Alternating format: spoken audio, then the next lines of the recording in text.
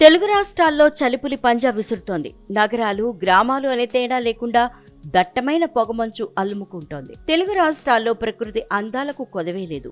కొండలు, కోనలు పచ్చని చెట్లతో ఆకట్టుకుంటాయి.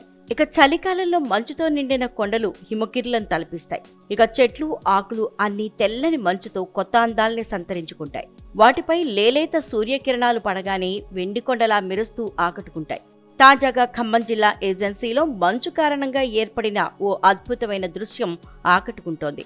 ప్రకృతి ప్రేమికులు ఆ దృశ్యాన్ని చూసి మురిసిపోతున్నారు. భద్రాచలం ఏజెన్సీ ప్రాంతంలో పొగమంచు అందాలు కనువిందు చేస్తున్నాయి. చెట్లు, చేమలు మంచు దుప్పటి కప్పుకున్నాయి.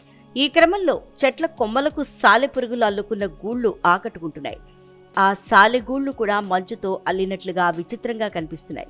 ముత్యాలతో దండగుచ్చినట్లుగా సాలెగూడు మంచు బిందువులతో మెరుస్తూ కనిపిస్తోంది.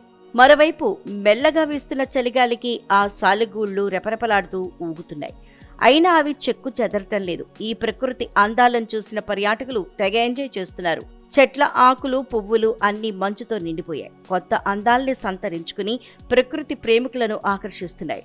భద్రగిరిపై దట్టమైన పొగమంచు కమ్మేయటంతో హిమాలయాల్ని తలపిస్తోంది. పొగమంచును చీల్చుకుని భూమిని తాకుతున్న లేలేత సూర్యకిరణాలు పర్యాటకులను కట్టిపడేస్తున్నాయి. మరోవైపు పొగమంచు కారణంగా రహదారులు కనిపించక వాహనదారులు ఇబ్బందులు పడుతున్నారు. హెడ్ లైట్లు వేసుకుని వాహనాలు నడుపుతున్నారు.